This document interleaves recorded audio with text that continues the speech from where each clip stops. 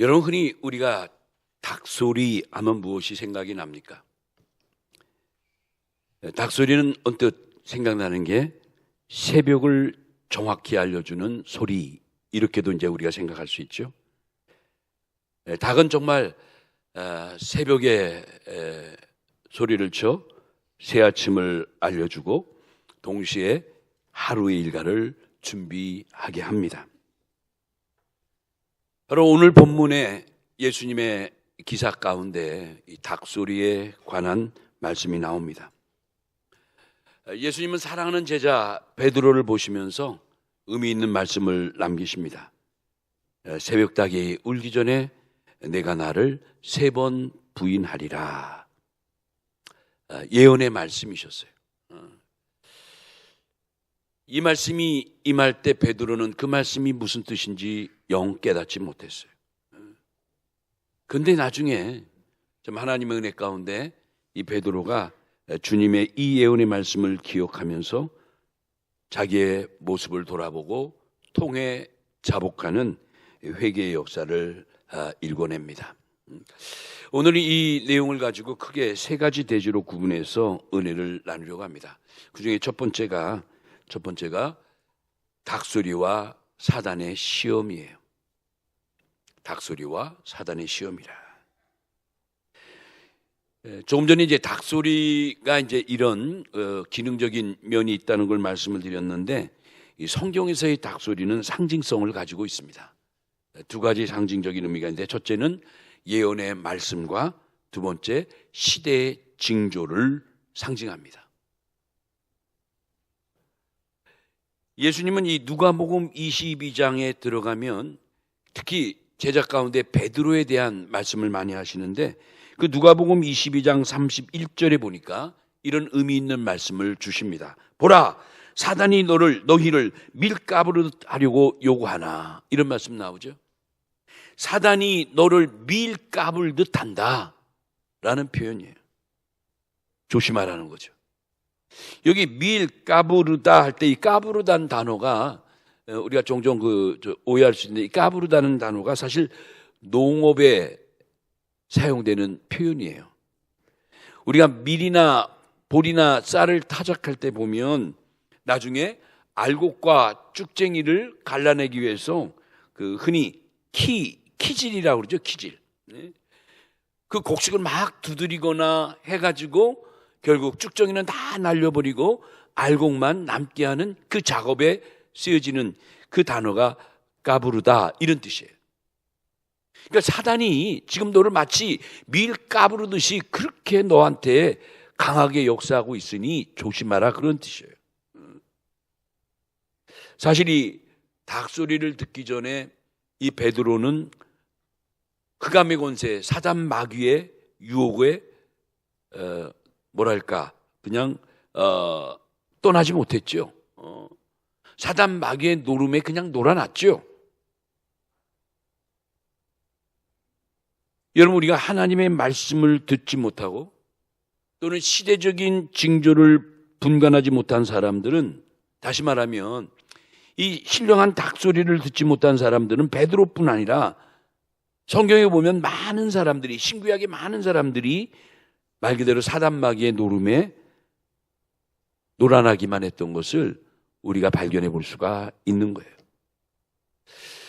여러분, 잠언에 보면 이런 말씀이 있는데, 잠언 29장 18절 보면 묵시가 없는 백성은 방자히 행하도다, 이런 말씀이 있어요. 여기 묵시라는 뜻이 하나님의 말씀, 계시의 말씀, 이런 뜻이거든요.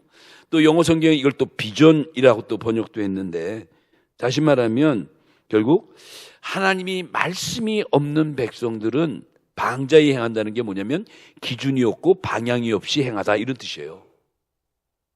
뭔가 하나님의 말씀에 임함이 있으면 삶의 방향도 기준도 잡혀나갈 텐데, 그런 게 흔들리고 그런 게 없으니까 자기 멋대로, 자기 마음대로 살아간다는 거죠.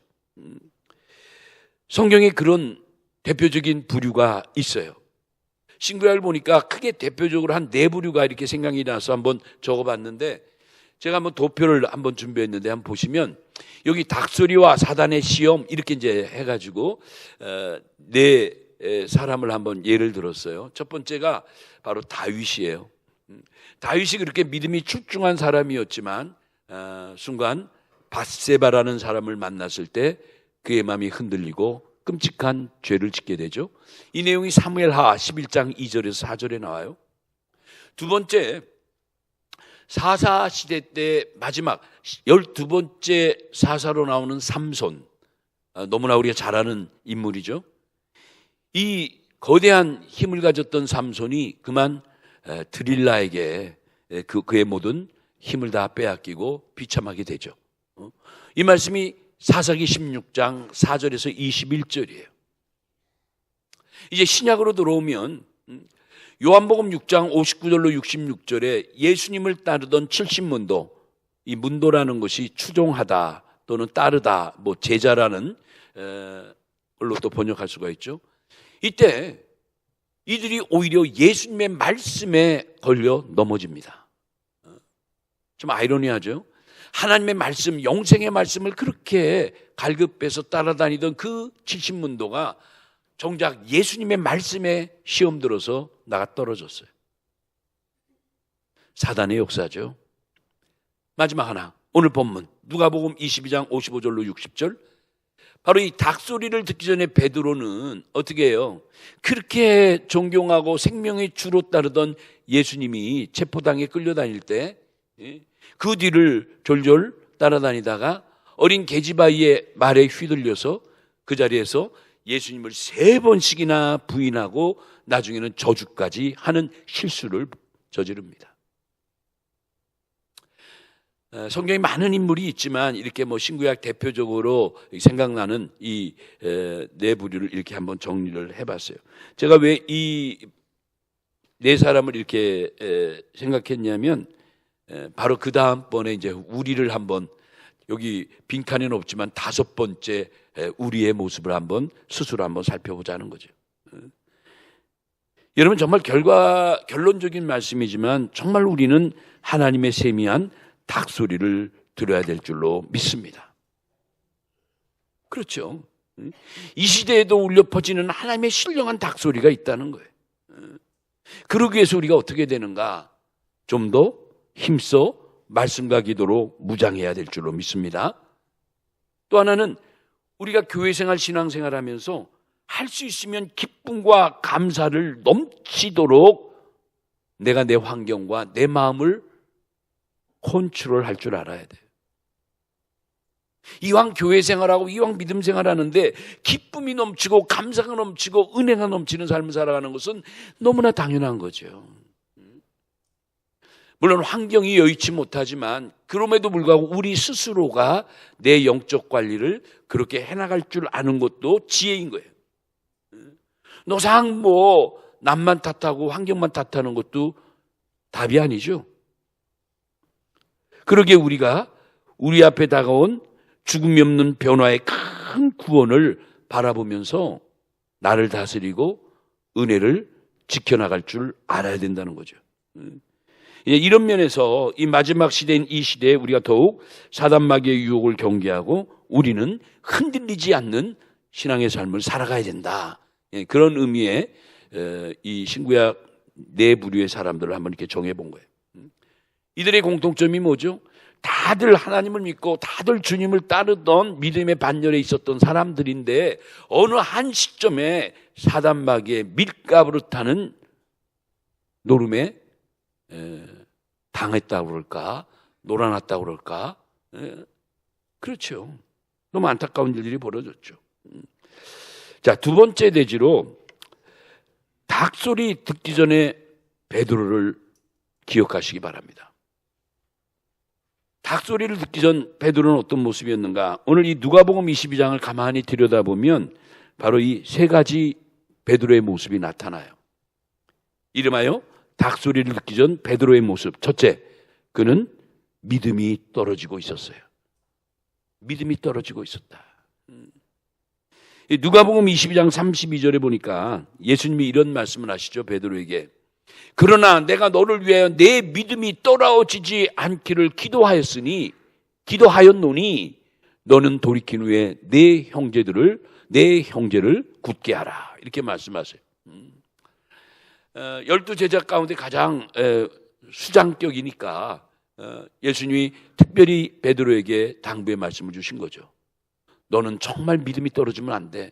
너만큼은 그러면 안 돼. 그래서 내가 너를 위하여 믿음이 떨어지지 않도록 기도하고 있다. 너 빨리 돌이킨 후에 너의 형제들을 굳건히 해라. 참 귀한 말씀이죠. 그런데 이렇게 주님이 뭔가 하나님의 말씀과 시대의 징조를 분간하지 못한 베드로에게 믿음이 떨어지지 않도록 당부한 이 말씀을 베드로는 정말 진중하게 듣고 그렇게 했어야 되는데 어떡하죠? 베드로는 이 말씀 떨어지자마자 주님한테 뭐라 그랬어요? 호언장담했죠. 주님, 걱정하지 마세요. 걱정하지 마세요. 내가 누굽니까? 남들은 다 믿음이 떨어지고 뭐 주님께 어떻게 할지 몰라도 나는 그렇지 않습니다. 걱정하지 마세요. 호언장담했어요. 그런데 그 베드로가 얼마 안 가서 오히려 예수님의 말씀대로 주님을 3번씩 부인하고 저주까지 하게 돼요. 이 말씀이 이제 마태복음 26장에도 자세히 나오는데 여러분 한번 시간 되면 한번 같이 한번 이 누가복음 22장과 마태복음 26장을 한번 비교해서 한번 읽어보세요. 여러분 믿음에서 떨어진 이 가룟 유다 기억나죠? 이 가룟 유다도 역시 그 은혜의 반열에 있다가 떨어지다 보니까 2중, 3중의 죄를 짓게 돼요. 여기서 이제 우리가 한 가지 기억할 것은 죄의 속성이에요. 죄의 성질, 죄의 속성. 죄라는 것은 왜 심각하냐면 이게 가만히 있지 않고 점점 심각해진다는 게 심각한 거예요. 죄를 짓고 나면 더 큰 죄를 짓고 나면 더 큰 죄를, 죄의 점진성이라고 말할 수 있죠. 그러니까 죄가 무서운 거예요. 여러분, 믿음에서 떨어진 자의 특징이 있는데 믿음 생활 잘하다가 믿음을 잃어버리나 은혜 생활 잘하다가 은혜를 잃어버리게 되면 첫 번째, 그동안 받은 모든 은혜를 뭐하기 시작한다? 망각하기 시작하는 거예요. 은혜의 망각증에 빠지는 거예요. 그토록 은혜를 갈구하고 그토록 생명보다 귀하게 은혜를 사모했던 사람인데 언제 그러냐는 듯이 냉랭해지는 거예요. 싸늘해지는 거예요. 그러기에 사도 바울이 고린도후서 13장 5절에 보면 우리가 늘 내가 믿음이 있는가 내 자신을 뭐하라? 확증하라. 내가 온전한 믿음을 가지고 있는지 늘 내 자신을 돌아보면서 스스로 확인하라 라는 말씀을 하시는 거예요. 너무나 우리에게 필요한 말씀이에요. 결국 예수님을 배반했던 가룟 유다의 결국은 비참해졌죠. 두 번째, 이 닭소리를 듣기 전에 베드로의 특징이 뭐였냐면, 두 번째는 뭐냐면 예수님을 멀찍이 따라갔다는 점이에요. 멀찍이 따라갔다.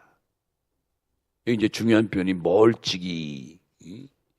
이 마태복음 26장 58절에 있는데 제가 한번 읽어볼게요. 여기 보니까 베드로가 멀찍이 예수를 따라 대제사장의 집들까지 가서 그 결말을 보려고 안에 들어가 하인들과 함께 앉아 있더라.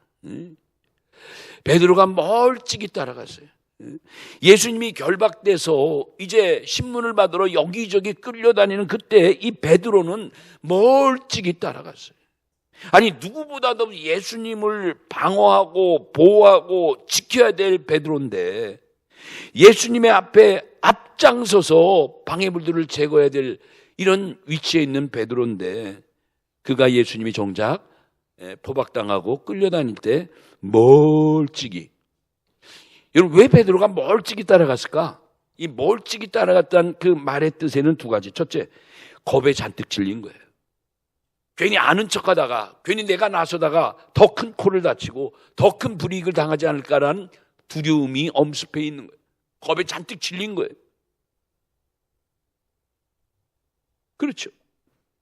주와 함께 어디를 가든지 내가 죽을지언정 주님 그 자리까지 내가 가겠다고 호언장담하던 그였는데 그러던 그가 이렇게 눈치 보며, 그렇죠, 겁에 질려서 예수님을 졸졸졸 아는 척도 못하고 내가 또 가까운 제자라는 걸 또 알아볼까 두려움에 쌓여서 쫓아가는 그 모습이 어떻게 보면 측은하기도 하고, 참 그 베드로의 모습이 누가복음 22장 나오는 그 베드로의 모습이 참 착잡한 우리의 마음을 만들어버려요. 저럴 수가 있을까. 여러분, 여기서 또 하나, 이렇게 믿음이 떨어지고 은혜가 떨어지면 어떻게 된다? 내 신앙의 삶이, 내 모든 생활이 멀찌기의 삶으로 전락해요. 멀찌기의 인생이 되는 거예요. 그러니까 모든 것에 한 발 물러나는 거죠. 그러니까 우리도, 저도 그런 경험 많이 하죠. 근데 사실 이걸 주의해야 되는데, 내가 은혜가 떨어질 때도 있고 믿음이 떨어질 때가 왜 없겠어요? 한평생 살아가면서 이 영적인 세계가 얼마나 난이가 많겠어요. 은혜 받을 때 있다면 은혜가 떨어질 때 있고, 은혜가 충만할 때가 있으면 또 시험 들을 때가 있고, 아침이 있으면 밤이 있고, 기쁠 때가 있으면 슬플 때가 있고. 그렇죠. 중요한 것은 떨어질 때. 교회 생활도 은혜 충만할 때, 말씀 충만할 때, 성령 충만할 때 무슨 문제가 있어요? 은혜 충만하면요, 웬만한 거 그냥 목사님 아멘 할렐루야 눈에도 그냥 넘어가요. 근데 은혜가 떨어질 때, 여기 이제 중요한 거예요. 은혜가 떨어지고 믿음이 함께 떨어지게 되면 어떡하죠? 예전에 지났던 일까지도 들춰내기 시작해서 서운했던 것, 그 당시에 느꼈던 그 감정, 이게 되살아나는 거예요. 여러분, 이제 우리가 성경을 읽으면서 여러분과 제가 늘 느낄 것이, 성경은 분명 하나님의 말씀이고 또 여기에 수많은 역사가 기록된 하나님의 구속사라는 거, 구속 역사라는 거 말씀드렸죠. 정말 역사의 팩트예요. 그런데 정말 중요한 것은 이 과거의 역사의 팩트로 나타나는 이 모든 사건들이 바로 오늘 이 시대에 나의 이야기라는 게 성경의 특징이에요. 성경의 특성이에요. 예수님의 이야기가 누구의 이야기다? 나의 이야기다. 그러니까 신구약 성경을 보면서 결국은 누굴 생각해야 된다? 나를 봐야 돼요. 나를 봐야 돼요. 그렇죠? 그리고 결론이 예수님인 거예요. 그러기에 이제 이 오늘을 살아가는 이 시대는 어떻게 보면 정말 성경에서 말씀하는 마지막 시대라고도 볼 수가 있는 거예요. 우리 주님 다시 오시는 그 시대에 우리가 살아가고 있는데, 이럴 때 오히려 사단 마귀는 더 극성을 부리고 우리를 밀가부듯 도전해 온다는 거죠. 그럴수록 어떻게 된다? 우린 정신 차려야죠. 드리고 싶은 말씀은 정말 이 시대야말로, 우리가 사는 지금 이 시대야말로 성경이 말씀하는 정말 마지막 때와 전혀 다르지 않다. 예수님을 십자가에 못 박혀 죽인 때와 지금과 방불하다 라고 보자는 거예요. 그래서 이 마지막 시대에 우리 성도들은 정말 교회를 사랑하는 것도 어느 시대보다 더 사랑해야 되고, 누굴 위해서? 사실은 나를 위해서. 교회를 위해서가 아니라요, 나를 위해서예요. 우리가 말씀을 열심히 상고하고 열심히 듣고 은혜 받은 것 누굴 위해서? 하나님? 아니에요. 사실 나를 위해서요. 나를 위해서. 왜 우리가 예배 생활을 정말 강조하고 그렇게 열심히 해야 되는가? 누굴 위해서? 목사를 위해서? 아니 구역장을 위해서? 아니죠. 결국 나를 위해서. 내가 잘 되고 내가 복 받고 내가 은혜 받고 결국 내가 구원받기 위해서 그런 거예요. 그러니까 이런 면에서 우리 정말 때가 되면 될수록, 날이 가면 갈수록 정신을 차리고, 그리고 사단 마귀에게 내가 놀림받지 않고 그들에게 이용당하지 않기 위해서라도, 그렇죠? 중심을 잡고 살아가는 게 너무너무 중요하다는 거예요. 자, 베드로의 세 번째 특징이 나오는데요. 닭소리가 없는 베드로의 세 번째 특징 뭐냐? 그는 악당들과 자리를 같이 했다는 점이에요. 이 세 번째 좀 강조하고 싶은데, 누가복음 22장 55절에 있죠. 멀찍이 예수님을 따라가며 눈치 보고 힐끔힐끔 쳐다보며 따라갔던 베드로. 그가 결국은 예수님을 십자가에 죽이는 그 악당들과 하속들이 모여서 불을 쬐고 있는 그 자리에 참여하게 됐어요. 뭐 우연이겠죠. 눈치 보고 자기의 신분을 노출하려고 이렇게 은근슬쩍 하다가 어떻게 그들과 함께 자리를 했는데, 모닥불을 피우고 있는 그 자리에 그들이 하는 말이 온통 예수님을 힐난하고, 심지어는 예수님과 함께 무리진 사람들의 얘기를 하고, 있어서는 안 될 존재들이고 마땅히 처단해야 될 족속들이라고 난리를 치는 그 자리에 그가 그만 앉고 있었던 거예요.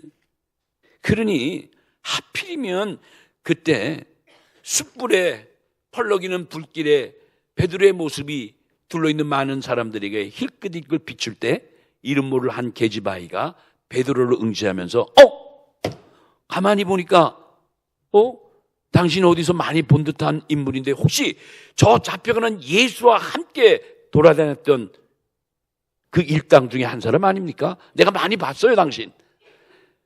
베드로가 기절 초풍할 줄 알았어. 알아본 거예요 그 계집아이가. 이게 주변 사람들이 그래? 뭐 난리 났겠죠. 그러니까 허둥지둥 베드로가 그 상황을 모면하기 위해서 결국은 예수님을 3번이나 부인하고 예수님을 저주까지 한 거예요. 나 절대 그 사람하고 관계없어. 난 전혀 그 사람하고 연결시키지 마 하면서 예수님을 나중에 저주까지 해버리는 거예요. 너무나 안타까운 모습이지만 그 모습이 그대로 누가복음 20장에 나와 있죠. 중요한 건 여러분 정말 이런 걸 보면 우리가 앉을 자리와 설 자리를 구분해야 된다. 왜 하필이면 베드로가 그 자리에 앉았느냐면 왜 그들과 함께 있느냐 그거예요.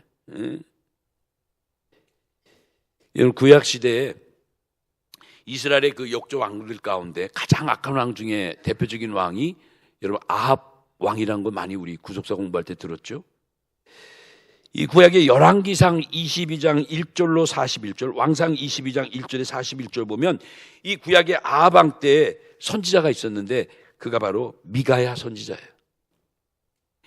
수많은 거짓 선지자들이 난무한 그때 이때 이 하나님의 선지자 미가야만큼은 400여 명의 거짓 선지자 중에서 오직 하나님의 길에 서서 믿음을 지켜나간 선지자예요. 그렇죠. 생명의 위협을 당하고 존재의 압박을 당했던 미가야지만 그럼에도 그는 끝까지 그 거짓 선지자들 앞에서 하나님의 뜻을 휘어잡고 하나님의 길을 고수했던 선지자가 그예요.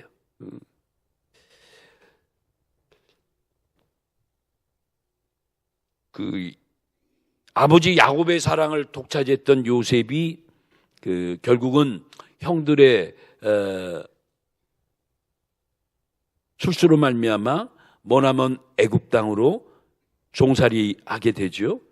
근데 마침 그 요셉이 그 애굽 땅에 보디발의 집에 가서 이제 일하게 되는데 거기에도 악의 자리가 됐죠. 죄악의 현장이 됐죠. 그런데 그 요셉은 지혜롭게 그 보디발의 아내의 유혹을 뿌리치고 도망쳐 나옴으로 결국은 하나님의 놀라운 축복의 주인공이 되게 되는데 나중에 어떻게 되죠? 그가 오히려 그 애굽 나라의 국무총리까지 되는 놀라운 반전의 역사가 일어나요. 그만큼 요셉을 하나님이 크게 축복해 주신 거예요. 미가야 선지자나 야곱의 아들 요셉이나 공통점이 뭐예요?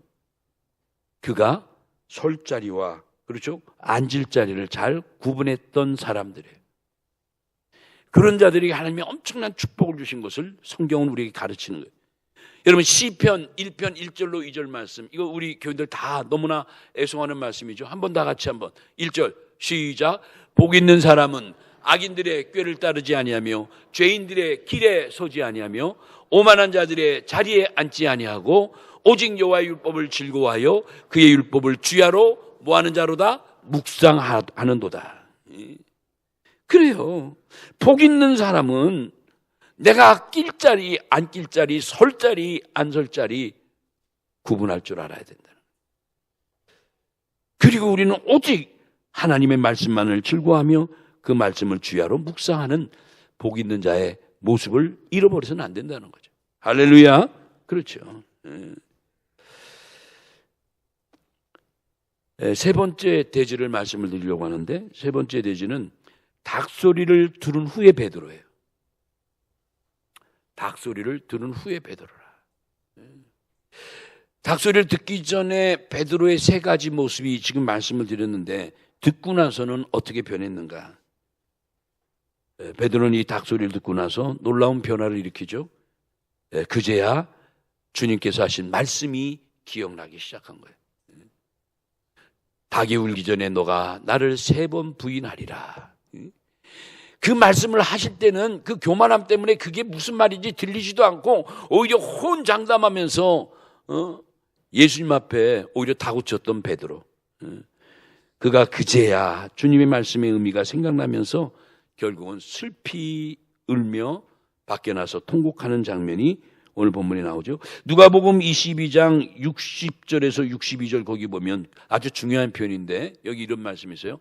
베드로가 이르되 이 사람아 나는 내가 하는 말을 알지 못하노라. 아직 말하고 있을 때에 닭이 울린 거예요. 닭이 우는 소리가 들린 거예요.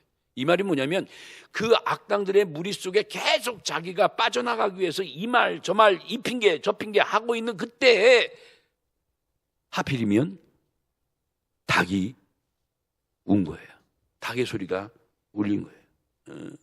근데 그 아주 중요한 내용이 그 누가복음 22장 61절에 보면 한번 여기 보세요. 바로 그때 무슨 일이 있었냐면 61절 다 같이 시작.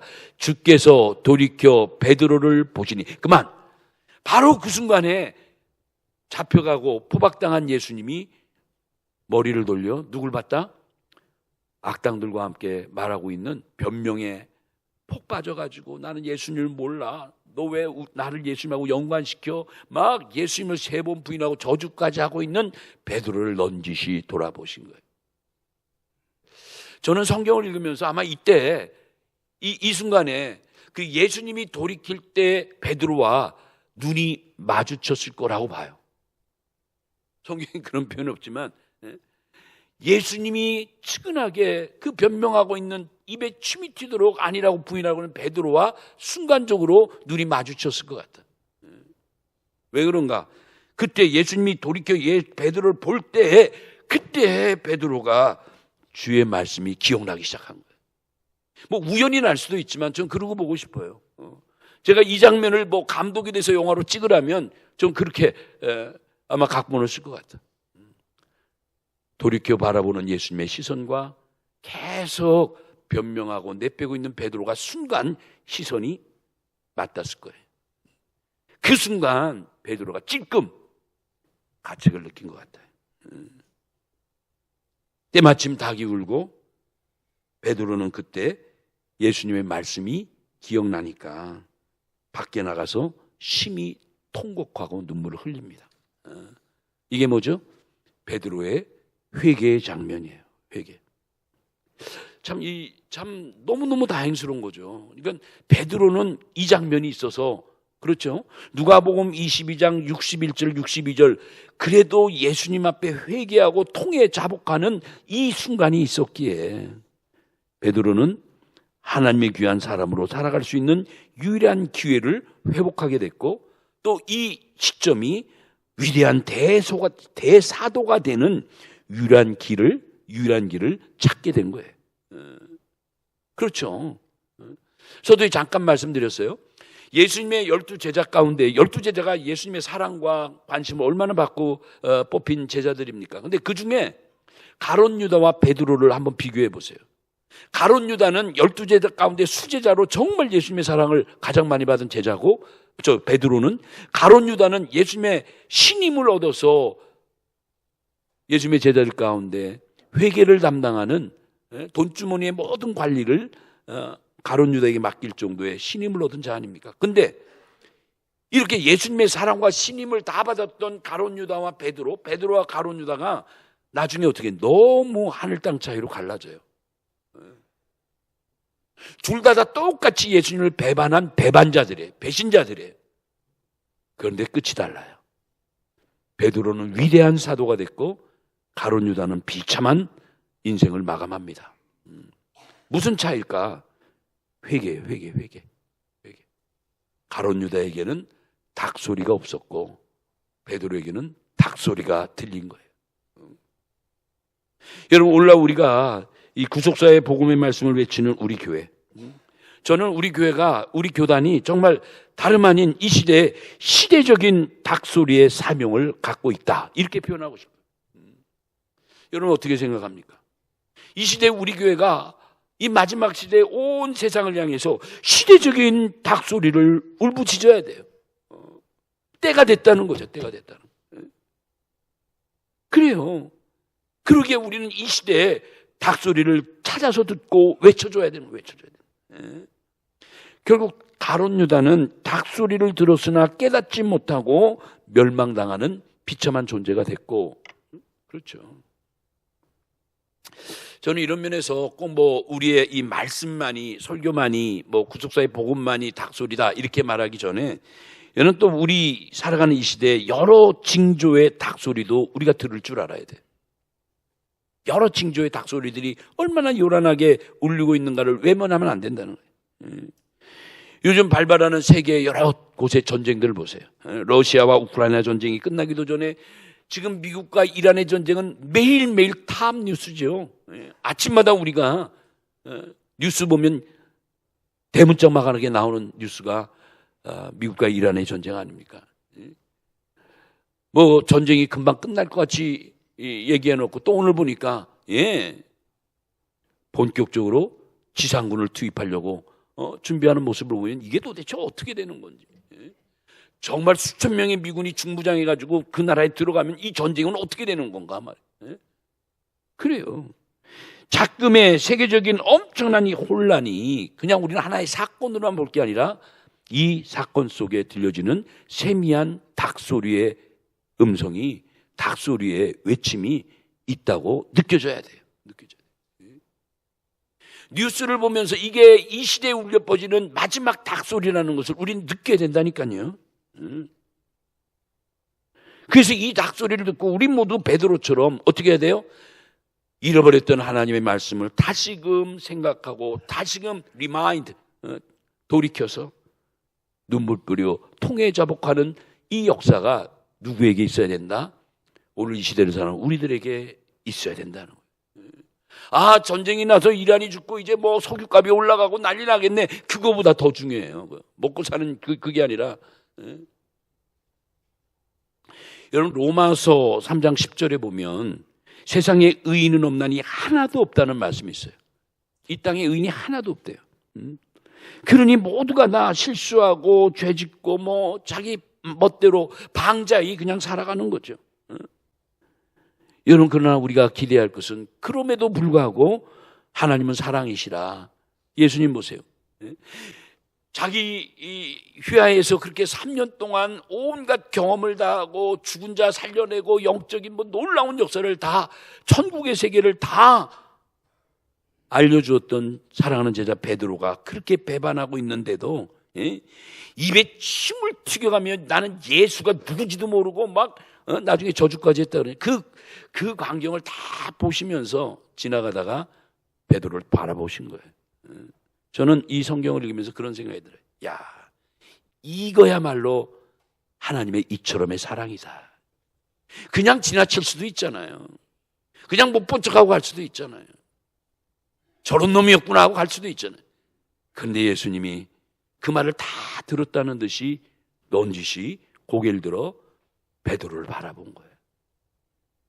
이때 베드로가 그 주님의 모습을 보면서 결국 그 순간에 눈이 마주쳤니 안 마주쳤니 이제 우리 독자인 우리가 해석하고, 그 순간에 베드로는 회개하기 시작한 거예요. 때마침 닭소리가 울릴 때 예수님이 주셨던 그 말씀을 기억하면서 그가 가책을 받은 거예요. 그리고 어떻게 하죠? 그 말씀이 생각나면서 울되 밖에 나가서 심히 통에 자복한 거예요. 무슨 말이냐? 여러분, 회개도 성령의 역사요, 하나님의 역사인 걸 믿으시기 바랍니다. 회개도 내가 회개하고 싶다 해서 회개되는 거 아니에요.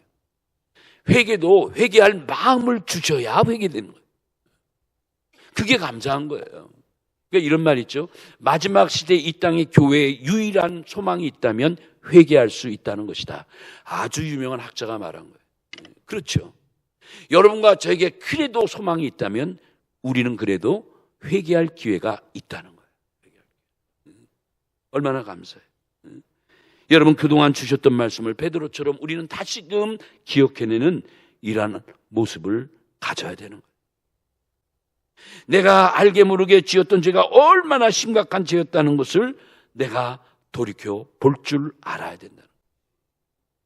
교회 다닌다고 하면서 교회 무슨 직분자나 중요한 자리에 있다라고 하면서도 이렇게 방자히 살아갔던, 방자라는 게 뭐죠? 기준과 방향이 없이 제멋대로 가는 걸 방자이라고 해요.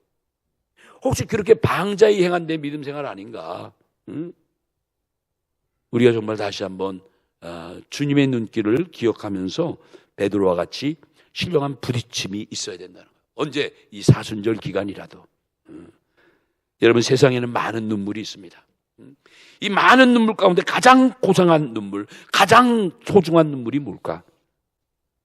바로 그것이 바로 회개하는 눈물이라는 거 기억하시기 바랍니다.